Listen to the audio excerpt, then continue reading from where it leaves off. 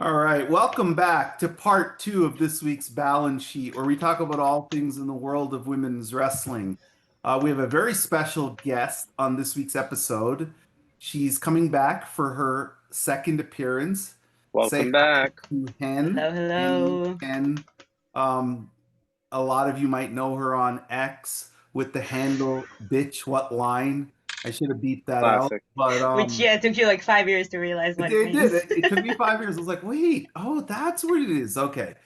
And she had the honor, or maybe not the honor, based on how you feel about the card, of attending SummerSlam in person. So she's going to give us a in-fan review of the entire women's slate. So we're going to get started right at the top and do a little recap of night one. Myself and Billy, we did cover night one, but Yep. we want to get your perspective, Hen. So let's start right at, let's start with the best team in the world. Let's start with Charlexa winning the Women's World Tag Team titles from the Judgment Day of Raquel Rodriguez and Roxanne Perez. In the crowd, why don't you walk us through this match, how the crowd was, etc. Um, so that was one of the matches that the crowd was a little bit more involved in, which was nice. Alexa gets her pops, that's always guaranteed. Um, I liked the match. I liked oh my God, is Charlotte gonna get her back for it? Is it the end for them? And then there was, they have the screens that show what you see on TV, and you saw the angle of Charlotte standing behind her. I was in the nosebleed, so you kind of look more on the screen. And it was a great moment. The Sister Abigail got everyone popping. Everyone were on their feet when they won, so there was a very like people wanted them to win throughout the match, and obviously when the conclusion happened, I was definitely on my feet, of course. But yeah, it was a good match. I liked it. I like the storytelling in it. I like everyone's work. Roxanne is just never fails to impress in any match that she's in, and her and Raquel are just great together as a tag team, and should stay a tag team. I mean, they work together well, even though I do prefer Roxanne at some point go alone. But they're great together, and Charlotte and Alexa had some tag team moves. They were great together. It was a fun match. The crowd was kind of into it too, so it was nice. So let me ask you this before I pass it over to Billy. Roxanne has always gotten reactions in the crowd, even as a heel. People have always cheered for her. Obviously, she's been kind of part of a heel faction that normally doesn't really get cheered except for Dom. Is she still getting cheered when you were in the crowd where there are still a lot of Roxanne fans? Um, I don't think in that specific round there was specifically like a reaction to Roxanne. There was a reaction when they came out, just as the usual. It wasn't really booing. It was like a reaction of like, oh, it's them, and then they got the heel boos throughout, so they got a reaction, but wasn't really specifically for Roxanne. But I think it was the wrong crowd for her to get a reaction from anyway.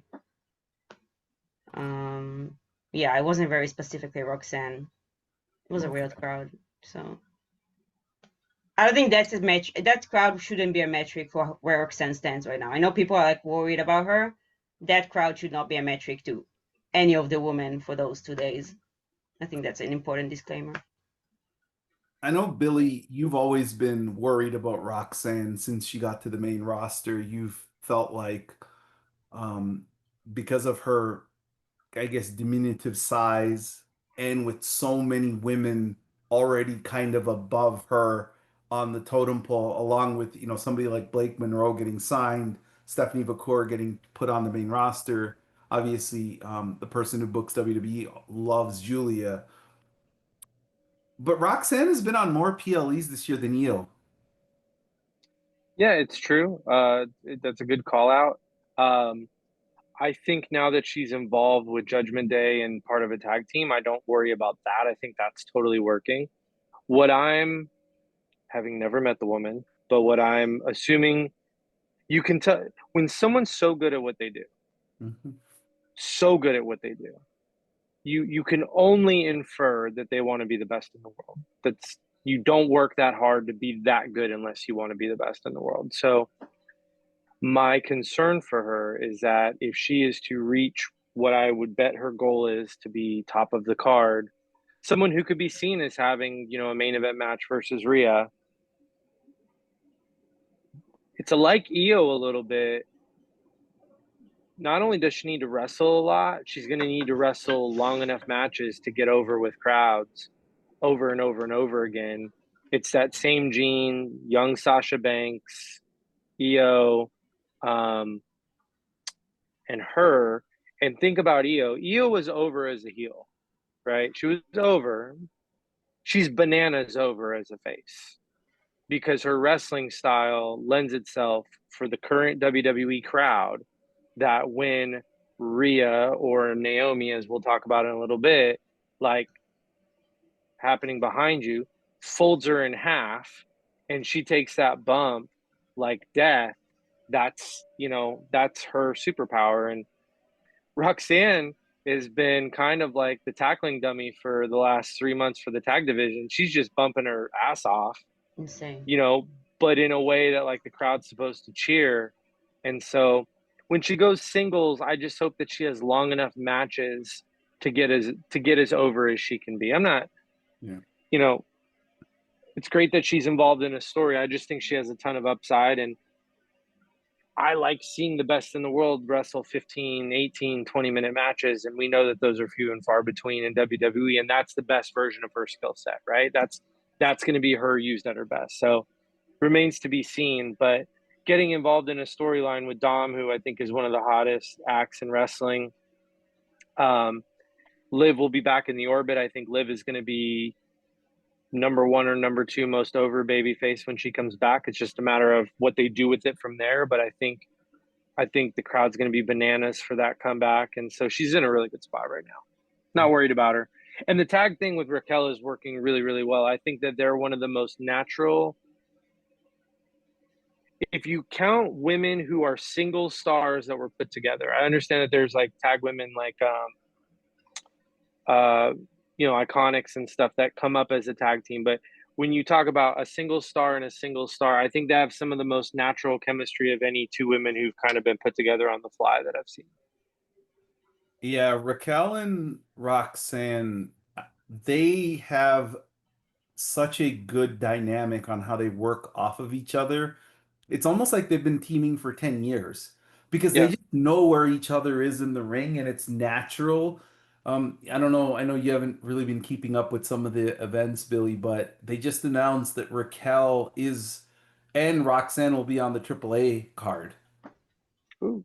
So With it's Finn Balor, JD McDonough, Raquel against I guess I can't remember her name and Iguana and the other guy because they're getting in Dom's face, but Roxanne is going to be in their corner.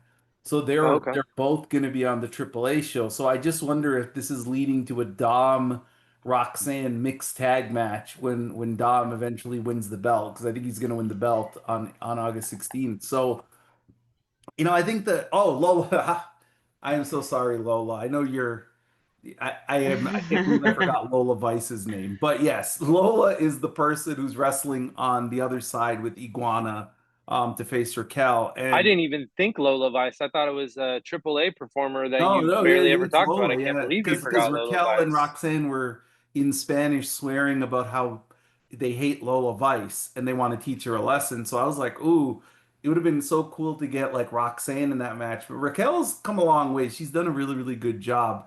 Um, before we get to the next match on night one, which I'm sure we have a lot more thoughts on, is there anything else like on TV, Hen? Charlexa is so over to me. Are they that over in person? Like, are they as over as it comes across on TV? yeah, they are with And the live that's crowds, and I see a lot of out of Twitter, TikTok and stuff like that. They're over with a lot of people. They're like their natural charisma and chemistry together really, really helps the entire thing, other than just in ring stuff. They are as over as yeah.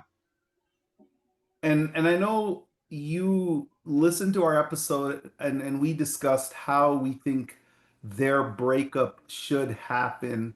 You kind of have a little bit of a tweak. So why don't you share your thoughts on how that's going to happen?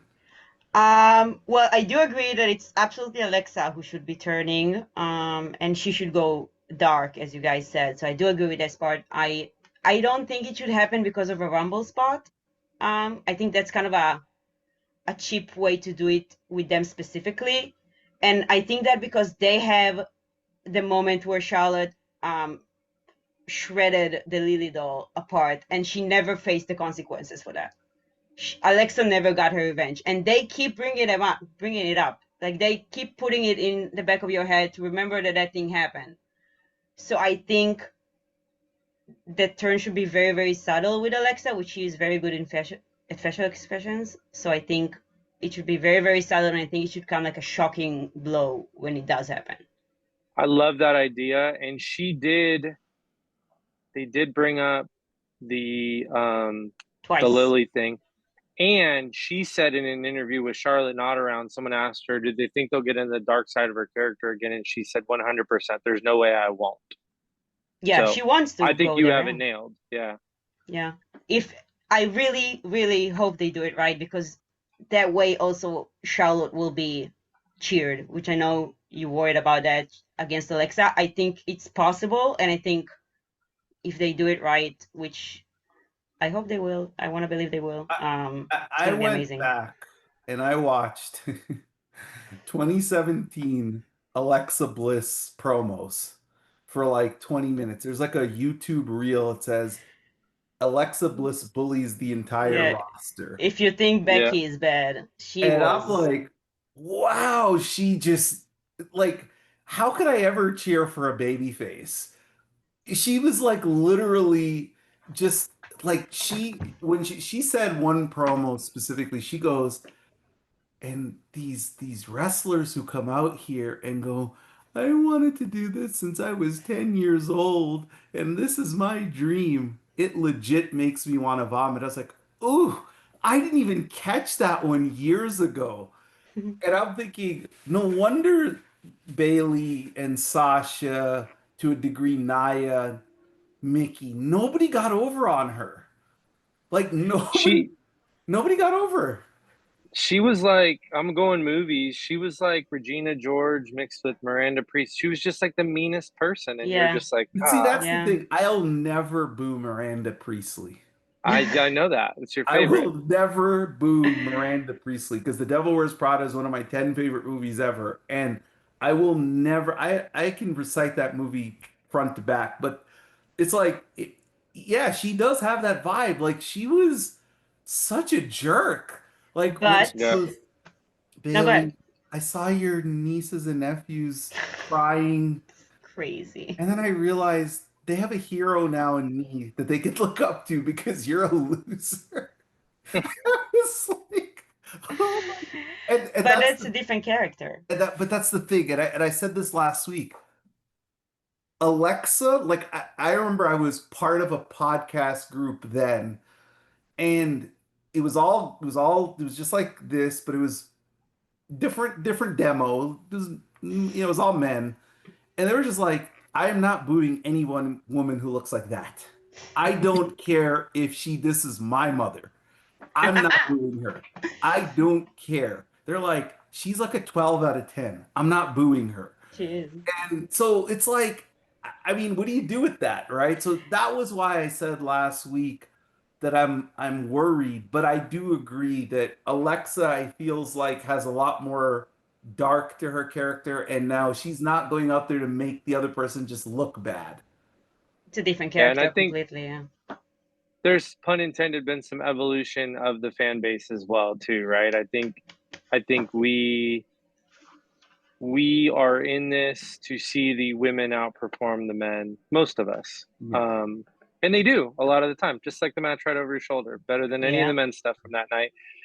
I, you know, I don't want to go off on a tangent. I know everyone's going to rate Cody and Cena high, and I'm going to ignore what happened after the match, but that match was everything that every WWE fan complains happens in the matches in the other company that they complain about.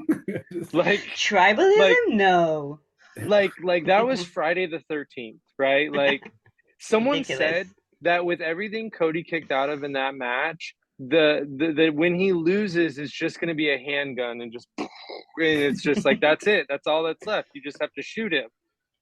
It it was the Hangman Osprey match, right? Like Yeah. it was basically they watched Hangman and Osprey and they said, okay, can we go out there and do this exact same match, but we don't have the well, especially Cena, I don't have the athletic ability that they have, but I can do, He did a pop rocks. yeah, no.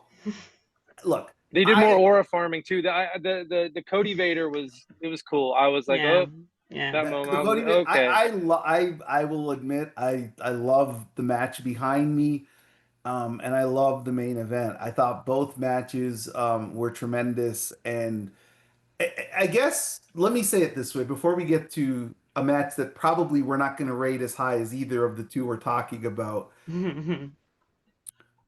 The Cena Cody bar was so low from WrestleMania, Yeah. so Oh, low that to me, if they went out there and had a competent match, I would have probably thought it was Savage Steamboat because it was like, I was just like, they put me through the worst. That is one of the three worst WrestleMania main events, and I've seen every single one. And I cannot, Lawrence Taylor Bigelow, that one, and there's another one. Think of, Yokozuna Hogan's not very good. I don't count Yokozuna Hogan. I I know. count I'm just, Bret Hart, Yokozuna. that's So, a whole other podcast and then episode. Yeah. the other main event that I never really cared for was the stupid four-way at WrestleMania 2000 with Triple H, Rock, Mankind, um, Bad. and Big Show, where it was supposed to be the Rock's like climax moment, like he was supposed to finally and then he lost. And I'm like, what? Like this is the Yeah. dumbest thing ever. Those are my three worst Mania main events. Cody Cena might be worse than even Taylor Bigelow. It was a really bad match. So for me, I was happy that they had a really good match. But speaking of Are match, you segueing into bad matches? yes, I am segueing into a match that you and I, Billy, covered at length. Tiffany Jade, world title, women's world title, or WWE women's title, 7 minutes. And walk us through this match. You were in the crowd. Give us your perspective, the crowd, etc. Um, the crowd was kind of I guess interested enough for it. I will say they made the most out of this 7 minutes. They had some cool spots, but when they reached kind of like a peak in the performance, as much as those two came together, it just stopped. I was expecting kind of like, oh, she's gonna kick out, and then you're gonna do the whole thing, but it's was over, and everyone kind of looked at each other like, oh, okay, it's over. Like no one expected Tiffany to like do 1, 2, 3 and be done with it. I think you can hear in the reaction, but people took a second to like react to actually to the win, and not because a lack of interest, but because it was a little bit surprising that it was so short. But they kind of spammed spots and did what they could. They're both very athletic, and they used it pretty well in the Yeah. match. But clearly, they weren't trusted enough to do this match. So the question is, why do it in the first place? And why make Jade win Queen of the Ring and then have her lose in Who 7 minutes? was Jade over in the crowd? Yeah. She Okay. got a reaction that, yeah, when she came out, definitely, yeah.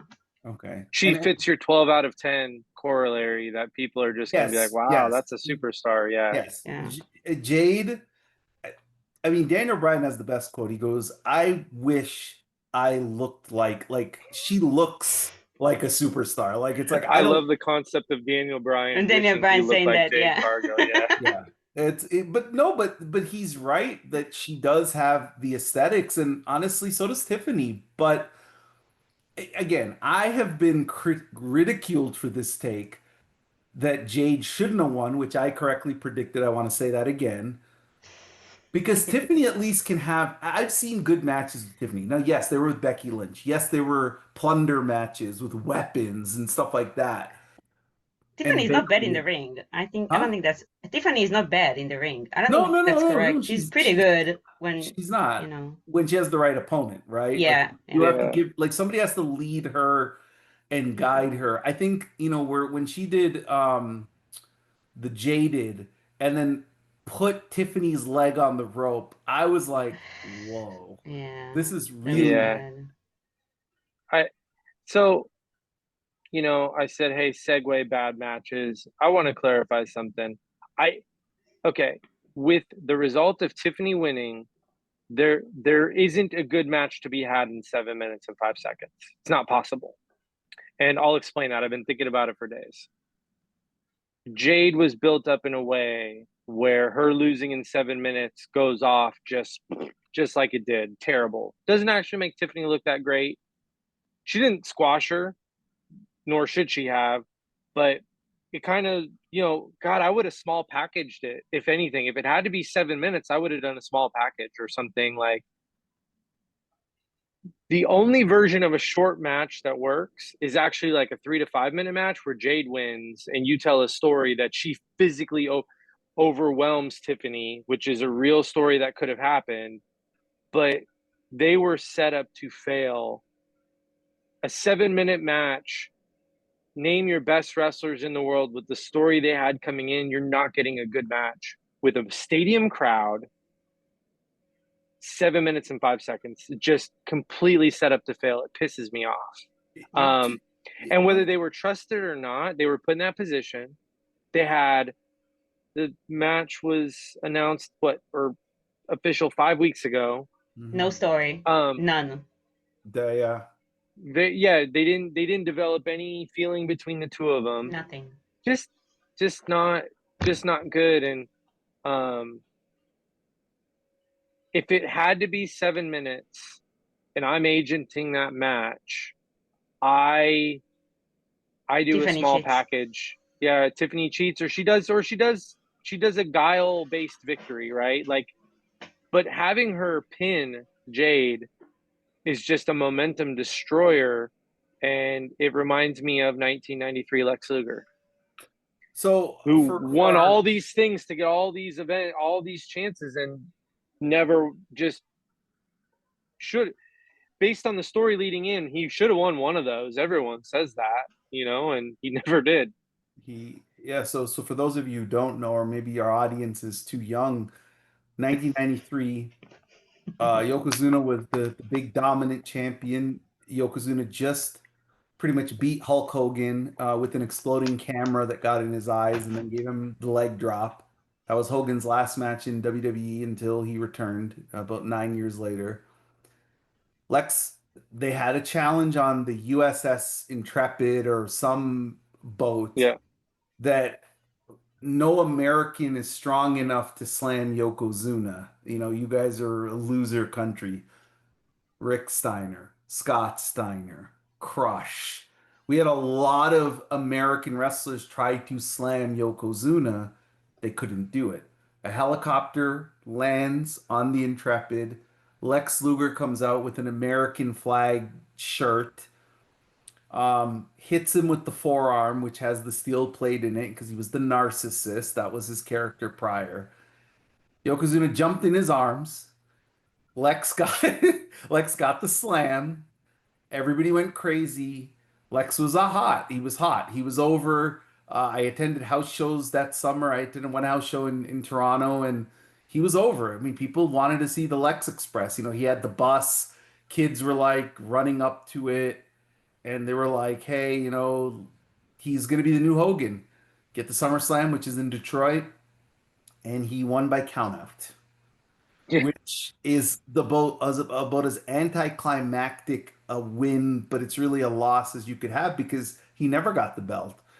So I agree with you, Billy, that if you're going to make Tiffany win, they couldn't have booked a worse match to make her win. They right. made her win in seven. I went and looked this up for our show today. All of her matches this year, Tiffany, that was the shortest. So Mm-hmm. It took her longer to beat Roxanne, longer to beat Nia, longer to beat Charlotte, longer to beat Bailey, longer to beat Asuka, whoever, Chelsea, Trish. Trish. Everybody she's wrestled, it took her longer than Jade, who is this like killer. So to me, the way you should have booked this match if Tiffany is going to win is I know to your point, Tiffany should have been beat up for 6 minutes and 47 seconds, and out of nowhere, Jade gets cocky with the Jaded, but Tiffany rolls her up, one, two, three, and rolls out of the ring like she escaped. Yeah. And that turns Jade into like a complete monster killer. And the next time they fight, Jade kills her. Or Jade beats her like Warrior beats Honky Tonk Man. Just squash her in 45 seconds. And to me, Jade kicks her. Jaded, one, two, three. New champion, new character for Jade. Tiffany is over enough. She'll be fine. I don't know. You were in the crowd, Hen. You said that as the match started to get better, people were into it more. That's how I felt watching it on TV, that as the match was starting to interest me, they ended it just like that. Yeah. Yep. Is Yeah, that you how can tell that people. Yeah, you can tell that people were like, they got really good spots going, and then suddenly it was over, and you can feel the kind of like confusion of it being over like that. And I mean, of all the moves that they protect the KOD the best. But after the KOD, the prettiest moonsault ever is the best protected women's finisher, and it's a moonsault. Like, at the end of the day, it's a moonsault. Has in, And has anyone kicked out of EOS? oh yeah, haven't Just Rhea? Just Rhea. yeah, Rhea, Bianca. Yeah. Um, Well, Tiffany doesn't fight the big guns like that yet. You know what I'm yeah, saying? yeah, yeah. Like, I love Bailey, but Bailey's not booked like Rhea and Bianca. That's for sure. Oh yeah. But the thing with Io is like Io does the moonsault like out of nowhere. Like she doesn't posture, pose, Tiffany and says, "I'm gonna do a moonsault." yeah, like so She's a here's little slow sometimes before in we the get to ring. night two, right? I'm gonna tell you a funny story about night one. So me and Billy are chatting, and I was chatting with you too. And Billy told me that Tiffany won, but mine was on a delay. So I was in the chat saying, "Oh, it'd be good if Tiffany wins, right?" And then Billy just messaged me, "Well, there you go. You got what you wanted." I'm like, "What is he talking about? Jade's kicking her, you know what?" And then I'm like, "Oh, she kicked out of, or she, got out of Jaded." And then I'm like, "Oh, wait a minute. Tiffany's gonna win this match." And then she won. And then the way she went, I was like, "Eesh." Like she Yeah. won with a clean moonsault. I mean, You didn't realize what I said because you wouldn't have never expected the ending to come no, so no. quickly. Yeah. If you would have given me 10 finishes to pick, I wouldn't have picked Tiffany beats her clean. Because Jade has always been protected, right? Like Yeah. even against Nia Jax, she lost by countout. She didn't get pinned. With Liv Morgan, it was Naomi hits her with something, right? Right. Like she always been, but Tiffany is just the superwoman. And honestly, the way I don't know, Han, if you got a chance to watch the commentary, but they're talking about her like she's this unbeatable force. Is that her story now?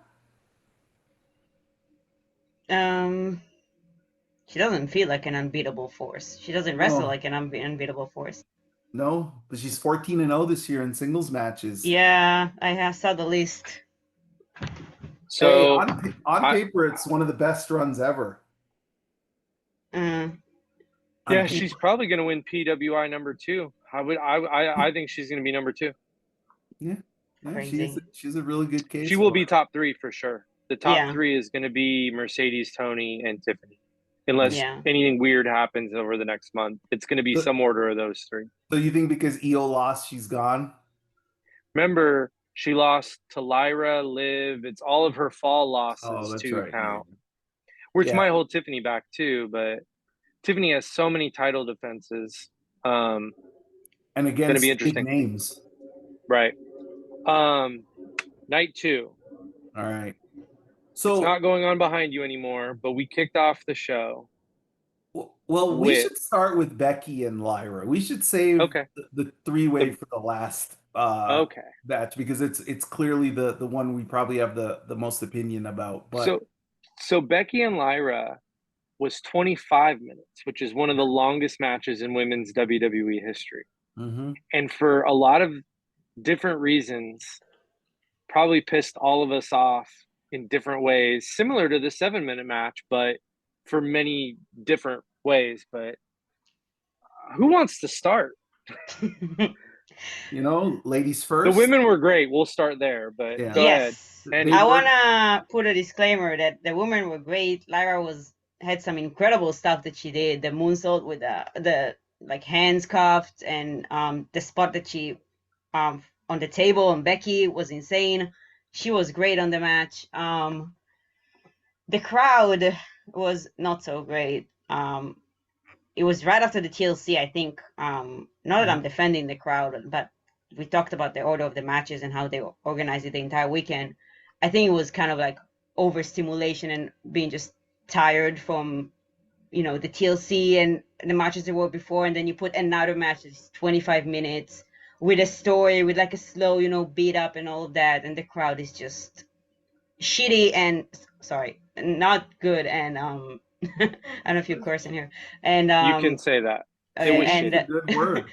yeah, and I was sitting there, in the section that on both of our sides, the two crowds were like fighting with each other over doing the wave, and I'm just sitting there trying to watch the match, but also being like distracted by what is going on, and it was very very frustrating because when you heard it on TV, it was just unrelated to whatever is going on. Didn't Um, match the match at all. It was so frustrating yeah, on TV. yeah, yeah. I then imagine me sitting there like both of my sides just people completely uninterested. And it's Becky Lynch, it's not, you know, Becky Lynch usually get people interested, and they were just completely with the match. But I like the match. I think what they did with the handcuffs went a little off for them. Like they didn't nail it all the way they expected it to. So that was a little bit off. But there was some very innovative stuff. I saw someone said it was like a Hell in a Cell match without being in a cell, and I thought that was very a right word for it. Um, but Lyra got her ass beat the entire match, and then she lost. So that was also interesting. Um, I'm I thought she That's should my lose, issue but with not it. like that. Yeah, and I think there was a mishap with the Bailey, because it just looked like she was standing there waiting for Becky to pin her. It was a weird finish. But Bailey got a Yeah. pop, so people love Bailey, always did, and she got her pop when she showed up. The ending was very, very poor because Bailey's whole point is to prevent Becky from retaining. She hit Lyra, watched Becky hit Lyra with the move, and then just looked at her. Yeah. Like, And she could have it's no DQ. She didn't have to yeah, not. I no wonder DQ. if Becky was supposed to do something, or something was supposed to happen to Bailey that she couldn't like reach out or something. That would have been better if Becky kicked Bailey. Yeah, Yeah. did something so Bailey They wouldn't like stand there. they treated it like a regular match where, like, imagine Bailey accidentally hits Lyra when the ref's not looking. Then Bailey does the slam and the pin, and Bailey can't interfere because the ref would then DQ Lyra. That's how they treated it, but that's not this match. So it was Yeah, badly booked at the end. yeah, So you talk about overstimulation. I attended 2006 Unforgiven. It was Trish Stratus's last match. Edge was main eventing against Cena in their famous TLC match where Cena regained the title. It was in Toronto. There was also a Hell in a Cell match on that card, which was Triple H, Shawn Michaels against the McMahons and the Big Show. One of the smart things they did about that, the way they laid out that card, was they put the Hell in a Cell match before Trish because they knew no matter what they do in this Hell in a Cell match, no matter how crazy it is, because this is Toronto, they're gonna still be up for Trish no matter what. So they can do all the plunder and all that. And then after Trish, they gave you Randy Orton and Carlito, and then they gave you Cena and Edge. So they had these two matches in between the two, like, kind of plunder matches. And in this specific night, too, it felt like a stipulation. It felt like a TLC pay-per-view or a Yeah. Isn't Hell there in a Cell. someone with this? Isn't there someone with their job making sure that the matches don't bleed over into each other? Like, tell us, you See, know? this is the arrogance though of think like, okay, everybody in the TLC combined, if you combine every single name in the TLC match, I don't think they're a bigger star than Becky Lynch. I don't No. know, Yeah. right? You combine them, right? There's, I don't know, 27 guys in that match. I would not say any of them are close to Becky Lynch as a star. And I could make the case that Lyra is a bigger star than 90 most of that match anyway. Right? Yeah. Like, there's Yeah. more Were there people any? know Lyra than Yeah. Motor City Machine Guns, whatever. Yeah. Maybe Yeah. Montez is the one, maybe those guys. Gargano was NXT Gargano, champion, okay. right? Yeah. Here's my point, though. They think, well, it's Becky Lynch. So we could put this TLC match, and they could do all the craziest stuff in the world, but it's still Becky Lynch. People are going to be into it. And they miscalculated because they went so over the top with the TLC match that I don't know if any match could have followed it, including the main event, because they did the craziest stuff. Like Candice, that's the other thing. They incorporated women, which was awesome. That they did the callback to The TLC, homage to the TLC. right, Yeah. at Mania, Lita, etc. But like Candice did a crazier bump in that match than anything Becky and Lyra did. So She died. I don't know. it She kind of got up. numbed. It kind of It's numbed. so So yeah. she does the craziest landings. Like you go back and look, and I don't know how she protects herself. She's like just a gem, man. the I worry all I about don't know how her. she popped. She didn't pop her shoulder off. the She literally all-time landed on her backbreaker arm. that Cedric Alexander gave her. The Yeah. all-time spot. So Becky and Lyra, I got two things. If I could have taken 4 minutes from their match and given it to Jade and Tiffany, that would have made Jade and Tiffany better. And I'm just going to be honest. I think Becky and Lyra could have used the editing. Yeah. They had too much time to tell story, and crew fans who are listening, close your ears. I apologize. You're going to hate this, but since it's they've had multiple matches, multiple pay-per-view matches. It reminded me of Roadblock. Not that Lyra lost, but she took the beating for 21 minutes of the 25 minutes. And that only works if the person comes back and wins either that match or they get their lick back later. And just like Roadblock, when you knew that was it, this is it. Lyra's not fighting Becky again. The next time Becky and Lyra touch will probably be they'll give them a cute 30-second moment in the Royal Rumble. That's probably the next time they'll touch. I hated everything about how this match was agented. Like That's what whoever I'm did saying. Yeah. the agenting of this match sucks because if you're gonna make Becky win, she should get beat up for 21 minutes. She should get beat the whole match and then as a weasel heel win at the end. That's what I'm And saying. then we have a fine story. But for Lyra to get beat up like that just to lose, it didn't make any sense. And clearly they're gonna spin Lyra off into a feud with Bayley. And clearly the new biggest babyface in the company, Becky Lynch, is, if you watch Monday Night Raw, is gonna be in a feud with Nikki Bella, which I think was awesome because I know it's a feud both of those women have wanted to do for a long time, and they're such, in real life, they're really good friends. And Nikki can play dirty, so I wouldn't write her off just yet. No, I wouldn't write her off, but I got to tell you, and I've messaged you about this because this is your city. You live in Brooklyn, and that was in Brooklyn.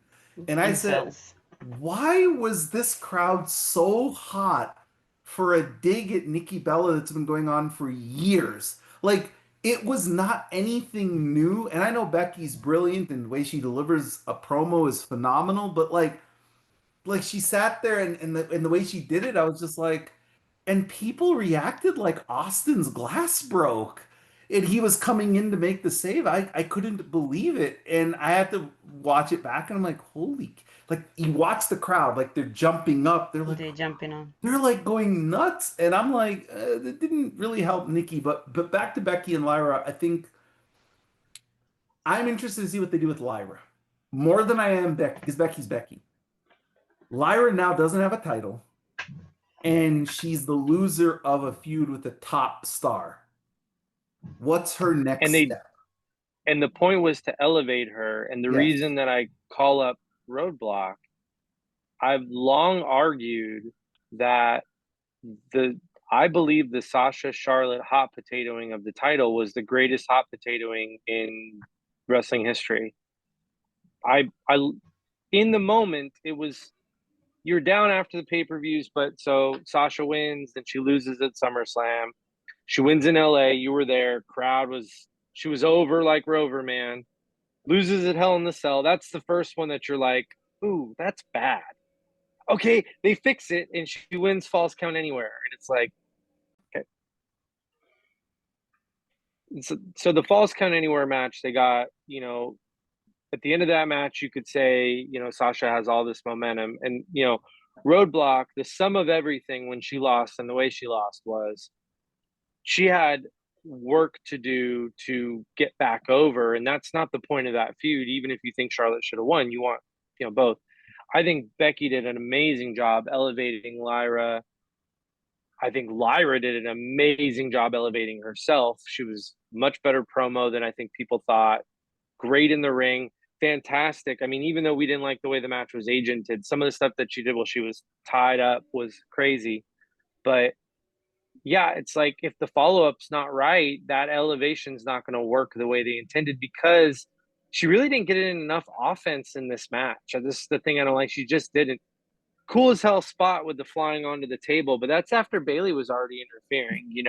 She just didn't feel, she should have felt like an equal coming out of this match, and Becky like escaped, and it didn't feel like she was equal with No. Becky. So it's interesting you bring up Roadblock. And I'm not trying to rehash, nightmares for us. Trigger I got warnings. into an argument with a current TNA producer about that feud, which is Lance Storm.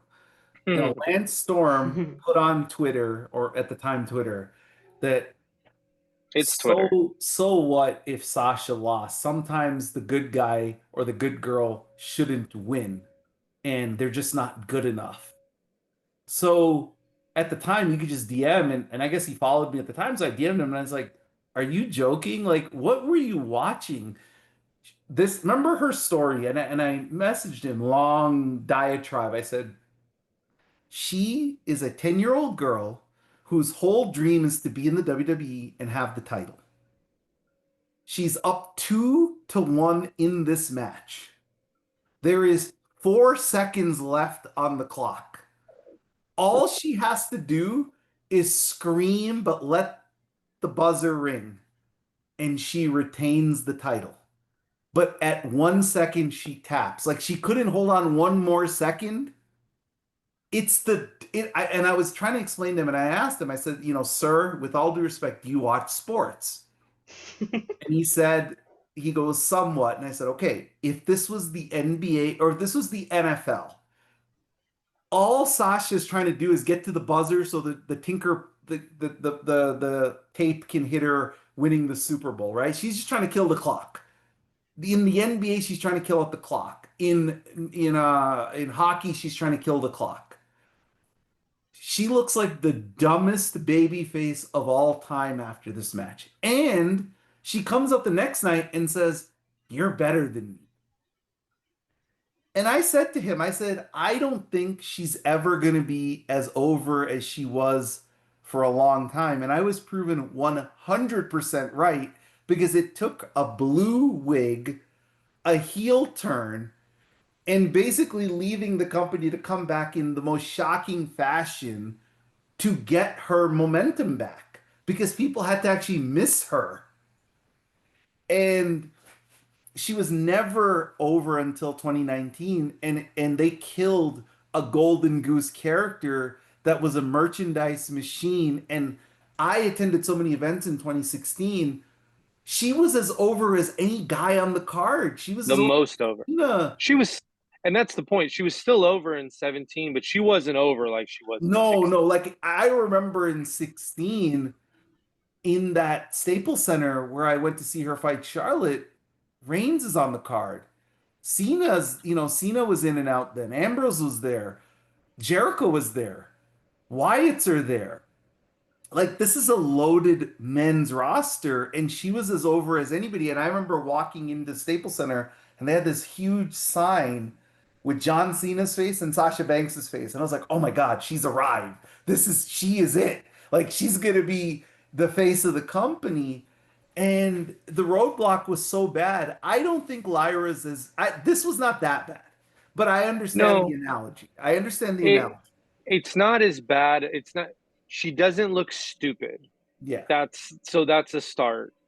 And Bailey interfered, so that's different. Yes. I just would have liked her. They put a lot of work in over the months. I would have liked her. The match should have felt like they are right there, and Becky just happened to win. That's what the match should have felt like for me. Um, I agree. I if they agree. follow up right with Lyra, she'll be fine. It's worrisome when you don't have the belt. Are they going to do a Lyra Bailey feud, or are they going to make him? I think Lyra's going to SmackDown. Yeah, I think I think they broke her up with Bailey too. I think that section completely is done. She's doing yeah. something completely different. I think my opinion is she's going to be the one who beats Julia for the US title at WrestleMania. Okay.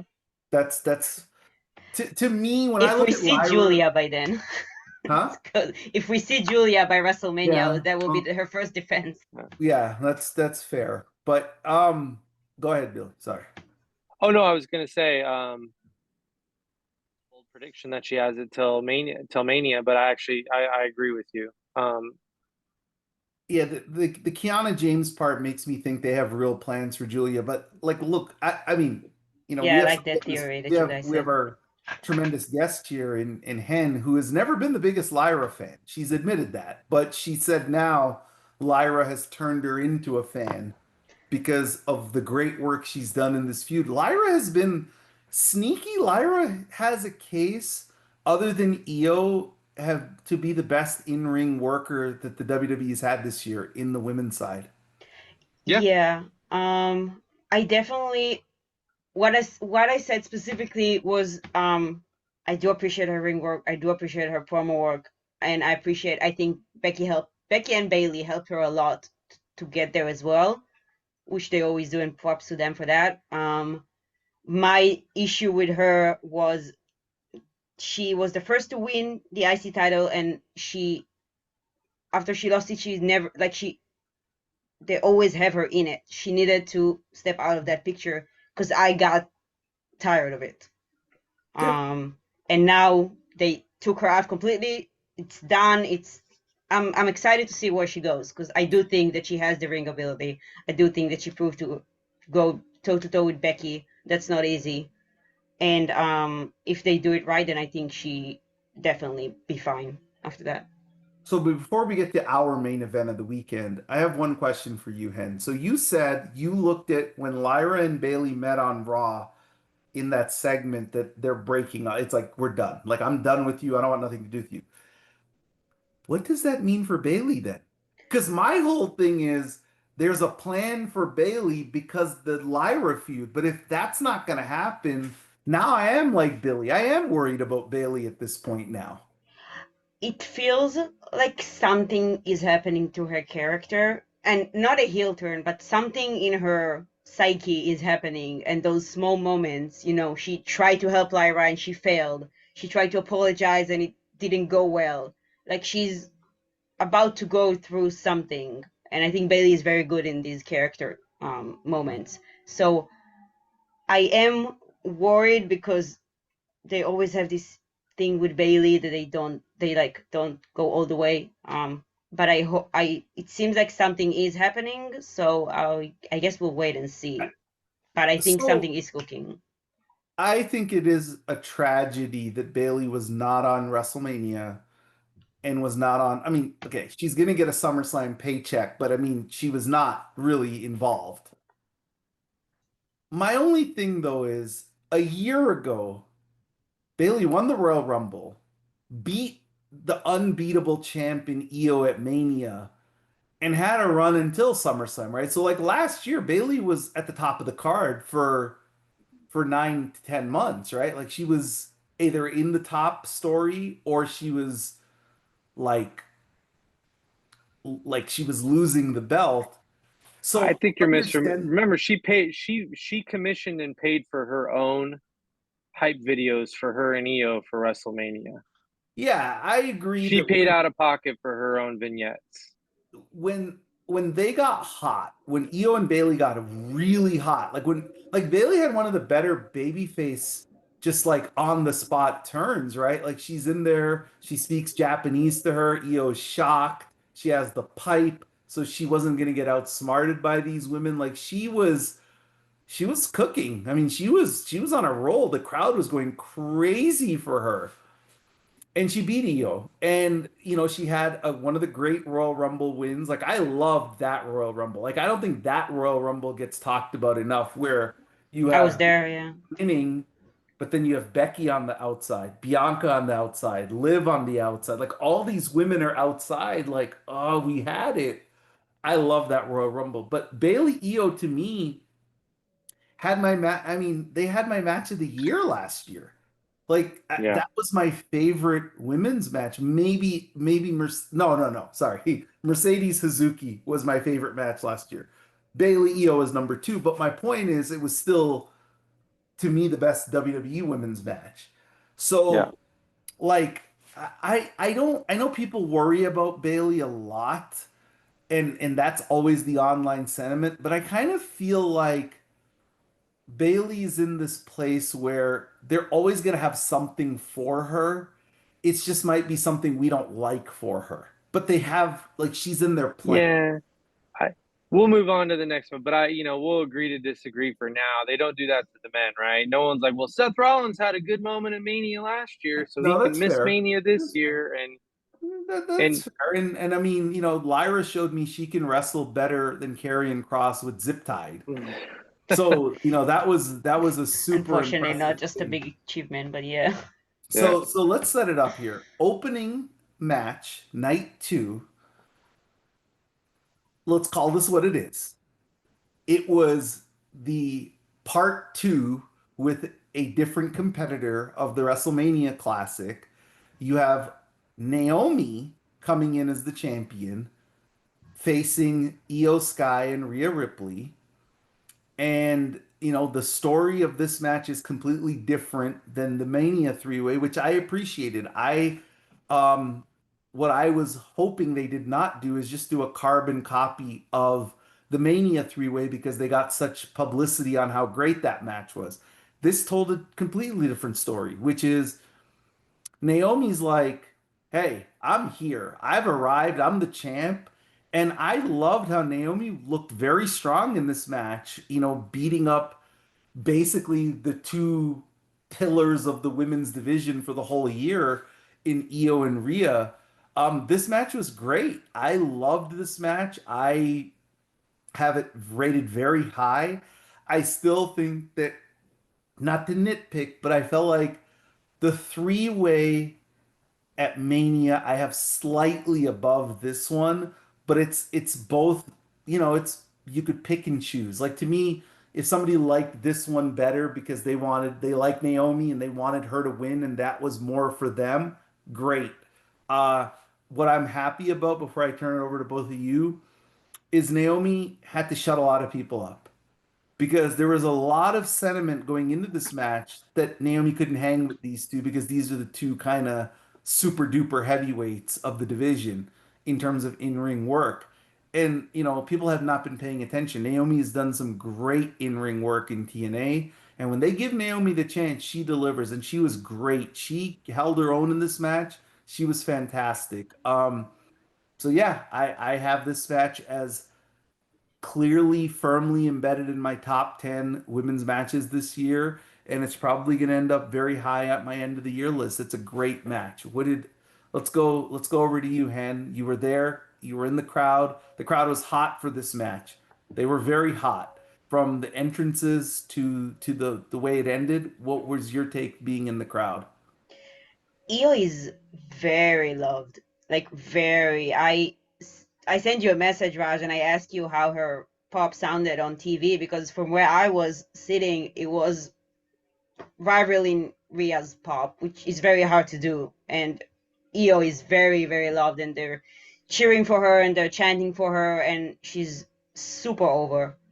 Um, I think what's very different between this triple threat and the WrestleMania one is that also there was a very clear heel in this match in Yep. Naomi, which worked completely different, made a completely different match because she looked strong, but she was also very smart about it. True to her character. Very true to her Exactly, character. very, very exactly what you expect from her. And Naomi was always a great wrestler. I know people were worried how she's gonna be mixed with Rhea and Io's chemistry, which is insane on its own.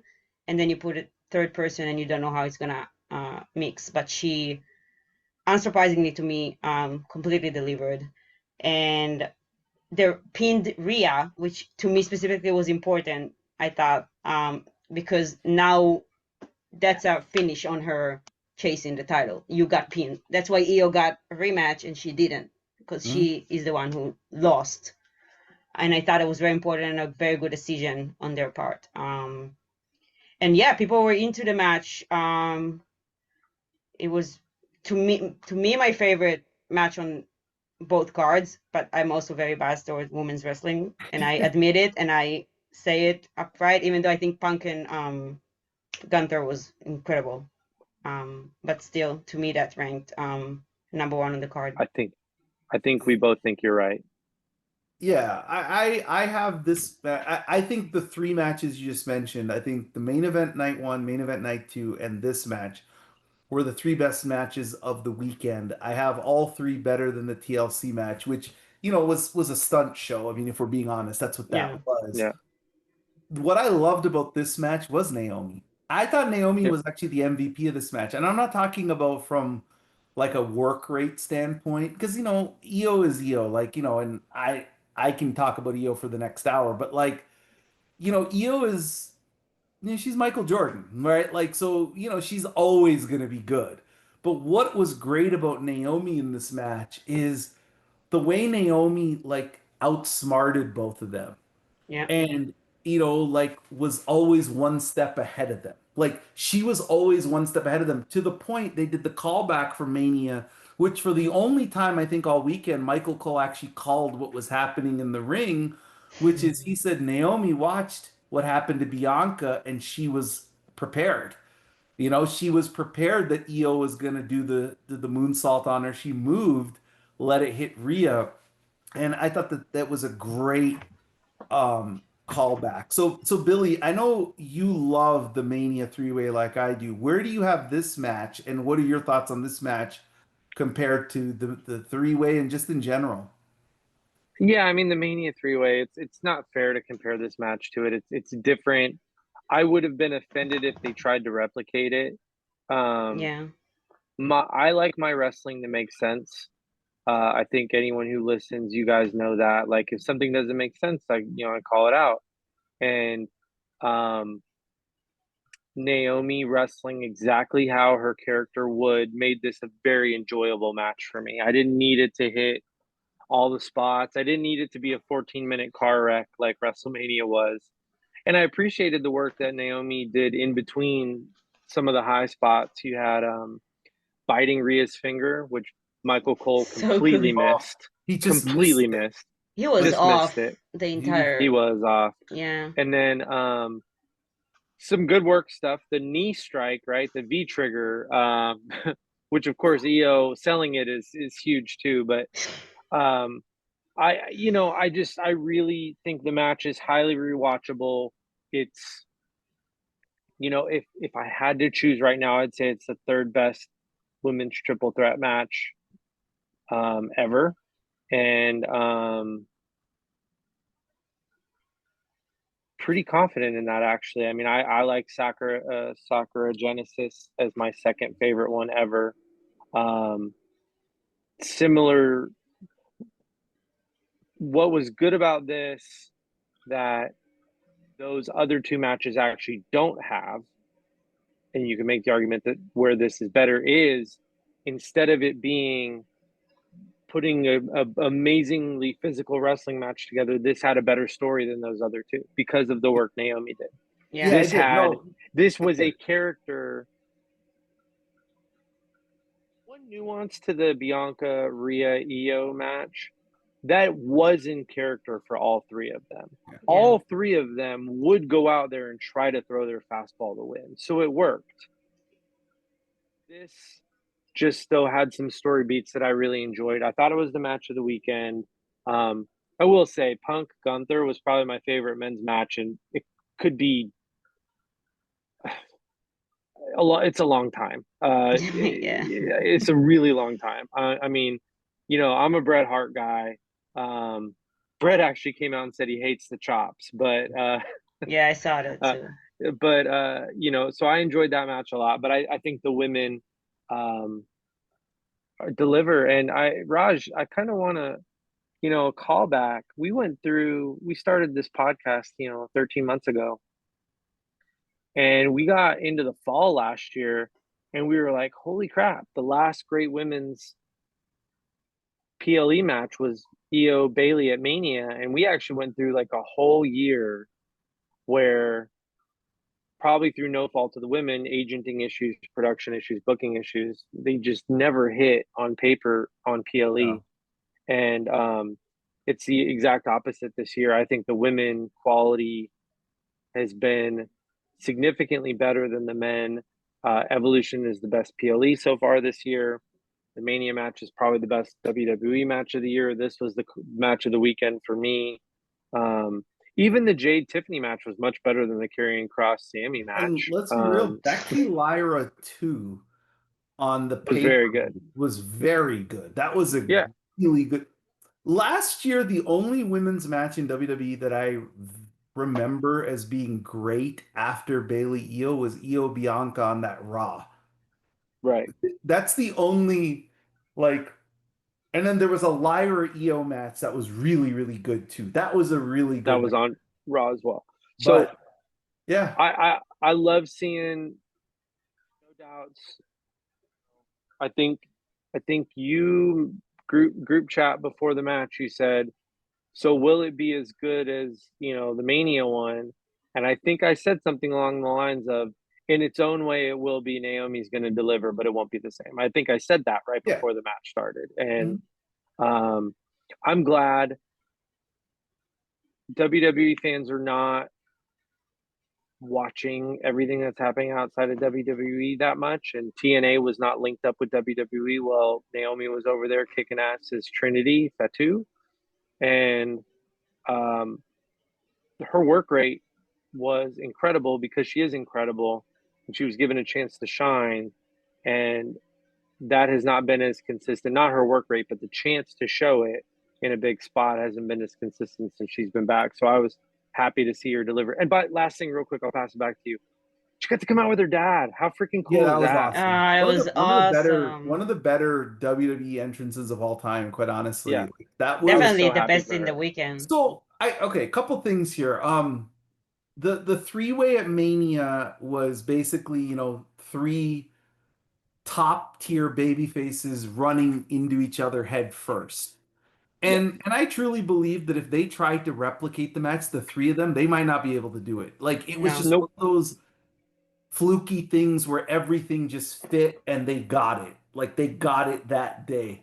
They would have to probably tell a different story. What I did, the one criticism you can make of the Mania match, and it's not the match, it's after there was really no story for Io or Rhea or Bianca. Now I know Bianca got injured, so that took her out of it, but like, what was the story of Io after? Like, she didn't defend the title at all until she lost it, right? Right, What's really good about this match is you still have an Io Rhea story after they both lost. Because the story is still Rhea can't pin Io. Like, right. and he's amazing on commentary. I know Cole's kind of not good anymore or hasn't been, but Barrett's really good. He And gets good detail work in there. and he Yeah. says, look, if Rhea is our superwoman, then Io is kryptonite. Yeah. Io is kryptonite, right? Io is the Joker. Io is her counter. And when Io finally loses to Rhea, it's going to be a moment that doesn't need a title. Right now, Io and Rhea, I think, as a match, like, look at how you were in the crowd. Why am I telling you this? You were in the crowd when they faced off. The Yeah. crowd went nuts. They were like, "Oh my!" Yeah. So to me, the way you have to do this is so next week, Io gets her match with Naomi. Asuka and Kyrie are clearly going to cost her. Yeah. It's if she loses clean, I'd be shocked. I think they're going to protect Io. Asuka and Kyrie are going to come out there, try to help her, screw it up, cost her the match. She's going to get in their face. They're going to beat her up. Rhea's music's going to hit. You're going to get a Rhea Io match against Asuka and Kyrie. They're going to obviously win. And then Rhea's going to say, I helped you. I want one on one you and me in my home country of Perth as my favor.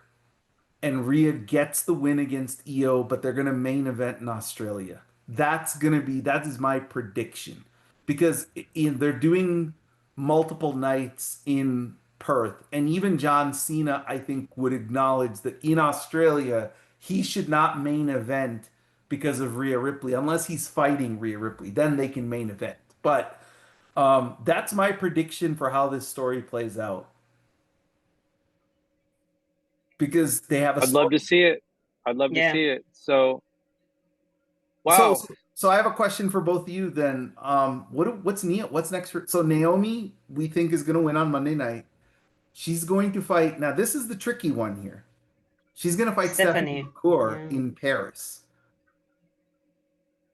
I am going to get crushed for this take. Is it so bad if Stephanie wins the title in Paris?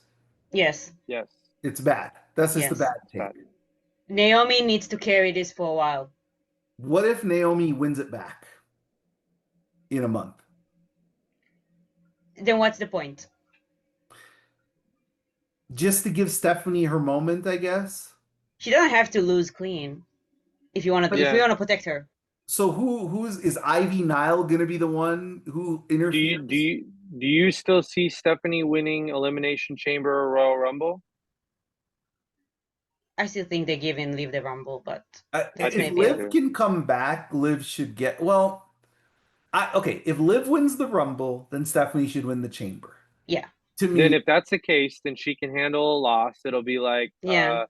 a moment delayed, and she won't lose clean. But I think it'd be weird to put the belt on her now. Yeah. I think, and you actually said the reason why last week. The roster, it's not even like you have a gaggle of heels for her to mow down. There's not even a line. so that is a great point, which is what Naomi did for me in becoming the champion when she cashed in is it gave me clarity on who the villain on Raw is. Everybody is a plus baby face on Raw. Io, Rhea, Stephanie. It's like they got to have somebody to fight with, and it can't always be Ivy Nile or whoever else. So Naomi wins. What's her direction, right? Okay, so Naomi beats Stephanie. You guys are both vehemently against Stephanie beating Naomi. Fine. Naomi wins. And I agree, by the way. I think you have to make Naomi win in a way that it protects Stephanie and they can do, introduce characters, whatever. Who does Naomi fight after that? Like, who does Naomi lose the belt to? It has to be Bianca, Bianca. right? Bianca. It has to be Bianca. Like, Yeah. At shouldn't WrestleMania, maybe if she carried it until then. Yeah. should WrestleMania be Tiffany, Stephanie, Yes. and so you could do WrestleMania this way: Io Rhea singles, just like the blood feud or whatever. You could do Stephanie, Tiffany, Naomi, Bianca. You could do Charlotte those. and Alexa. Charlotte and Alexa. You could have those four women's matches. And honestly, if they gave us those You four, just gave Liv the Rumble and left her off Mania. oh, that's true. So where does Liv go, Hen? Doesn't Liv have to fight Roxanne? Well, what are we doing with the IC and US title? Even though usually the Rumble goes to the world title. Yeah. Then Stephanie, well, I wouldn't put Stephanie on I the don't IC think or Tiffany US. will be in. I don't think Tiffany will have the title at WrestleMania next year. Still, that would be 15 months. Sure. That'd be 15 months. I mean, nobody thought she was going to beat Charlotte except me. Just want to point that out. Nobody thought she was going to beat Charlotte except me. I'm pretty sure I picked her. You said she should win because the way they booked the feud. Because if Tiffany loses, then she's completely like it's useless. Yeah. But our idea was Tiffany does the double turn in the match and wins because she becomes the heel. Right. Right. So see, this is the thing when you're as top heavy as they are. They have so many talented women who are so over, who have rights to be on the card. And again, I still want to stick to my idea. Make night one of Mania all women, make night two men. Why not just do that? Give me 7 women's matches, give me 7 men's matches night two. Yeah. Because of who's in charge of booking. Right. Because I don't think they're going to listen to any of your ideas anytime soon, Raj, the way things are going. Do you think that women are going to main event next year? No. Because it on paper it looks like it's 4 people are main eventing the men. Punk, Rollins, Cody, Reigns. It's just which combination of the 4 you're going to get. And you got the other guy who makes me not even want to watch WWE. Yeah, I don't want to. I'm not sure if he's gonna be there in I already WrestleMania. know he's fighting Gunther next year. I already know that's the match. That's obvious. Well, and he's main eventing SummerSlam next year too because it's in Minnesota. It's in his hometown. But I don't look. We could save that. We want to be positive here. It ruined. It ruined what I thought was a really good weekend for them. I enjoyed. Okay, night one I thought was bad until the main event, and Charlexa, like I liked that match, and Tiffany Jade could have got more time, probably could have been good, and I liked the main event. Night two I thought was a good night, but it got spoiled at the end. So as we wrap here, okay, you know what? Let's wrap on this note. We talked about Naomi; she's the champ. We think her end game is Bianca. What is Tiffany's end game? Is it Stephanie? I guess it really does depend on what they're gonna do with Liv Morgan. That is to me a question what they're gonna do. I think Tiffany's been booked so strong that you can heat someone up, or anyone you choose, over the next 2 months, and they could beat her. I really mean it. Like if they did a draft and they had Lyra come over and kick ass, like Tiffany could drop to like it would need a lead up, but they've booked her so golden that as long as they put some momentum behind someone else, it could be Bianca, it could be they need to reshuffle the deck, and it could be any one of their. I would turn her heel against the babyface that you want to give a title to, or what we said on the last episode. We'll find out Friday. If Jade has a heel turn, then maybe it's still Jade, but as a very angry person. Yeah, I think she's gonna crash out. That's gonna be my prediction. Heel Jade crushes her for the title. That's my prediction. Because if it's not, then I don't know what they're doing with Jade. Then at that point, I give up. The story hasn't started yet. If it's not Jade, yeah, then you're right. The Tiffany thing, it's like it's either out of left field or maybe she's gonna have it for a while. I thought it was ultimately a good weekend for women's wrestling. I will reserve comment on how I feel more about the other stuff maybe for the next episode. But it's disappointing, because we three, and I think everyone who listens to this, certainly if you're listening an hour and 10 minutes into this, I know you like women's wrestling if you're still listening. We just want the company to be respectful, safe place towards the women, and have some level of morals, and it's been a tough couple days um, on that regard. So Yeah. the women did stole the show is probably, again, the men's main events were good, but the women definitely grabbed more than their fair share of the spotlight by being as good as they could over the weekend. And again, I'll even say Jade and Tiffany were dealt a losing hand and did the best they could with it. I, But I think it was a really good weekend for the women.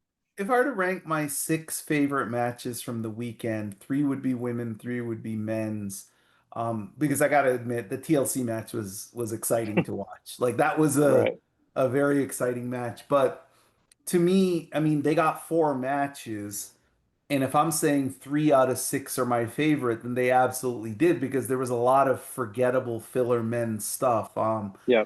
I I think Sami Zayn's one of the best wrestlers of the last 20 years, but that might have been the worst Sami Zayn match I've ever seen. Like, and I've seen a lot of Sami Zayn matches. I can't remember one that bad. And honestly, like the one and maybe we will talk about this the next episode, but like the new there's a new ESPN deal, and we'll cover that at full next episode. But the other thing that is interesting is the men have a lot of filler characters.